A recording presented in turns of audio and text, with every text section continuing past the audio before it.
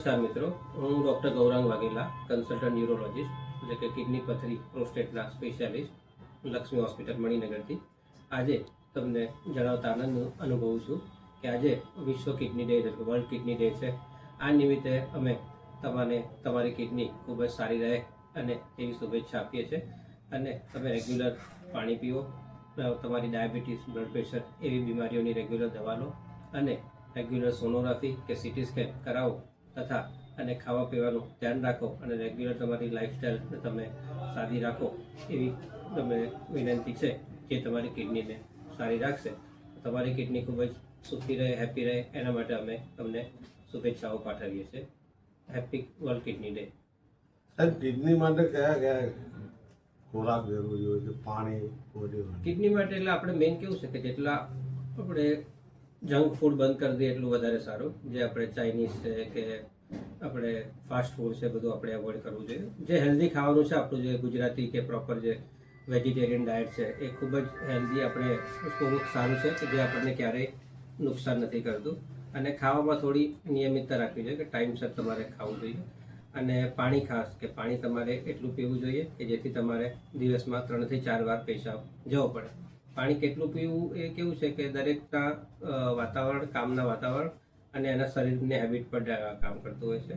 એટલે કે તમારે એટલું જ પાણી પીવાનું, દિવસમાં તમારે 4 થી 5 વાર પેશાબ કરવા જવું પડે. અને મોટાભાગનું પાણી સવારે પીવું, રાત્રે પાણી ઓછું પીવું તો શું રાત્રે તમારે વારે ઘડીએ ઉઠવું ના પડે.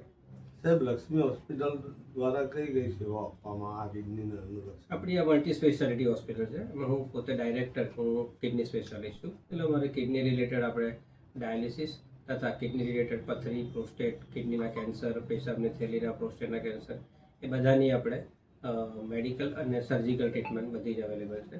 એની લેટેસ્ટમાં લેટેસ્ટ ટ્રીટમેન્ટ જે આપણે કિડનીની જે PCNL, RIRS છે એ પણ આપણે ત્યાં અવેલેબલ છે.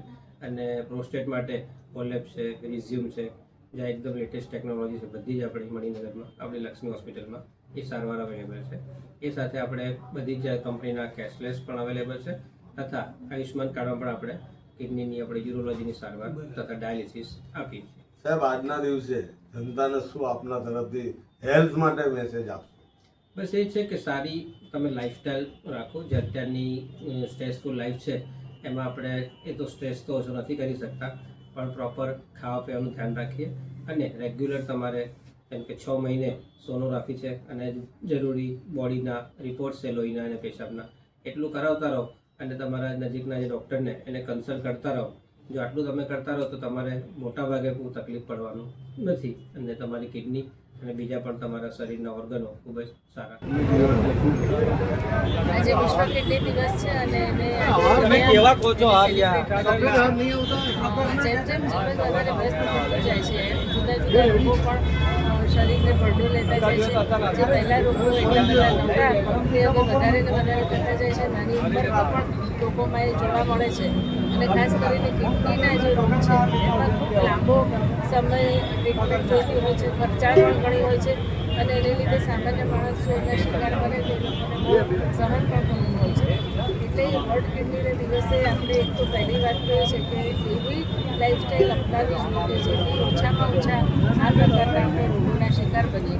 અને લક્ષ્મી હોસ્પિટલ જે છે કિડની હોસ્પિટલ એ લોકો 50 બેડની હોસ્પિટલ છે. ડાયાલિસિસ લગભગ 300 જેટલા રોગ થાય છે અને એમની ડેડિકેટેડ ટીમ છે એ લોકોને મદદ પણ કરે છે.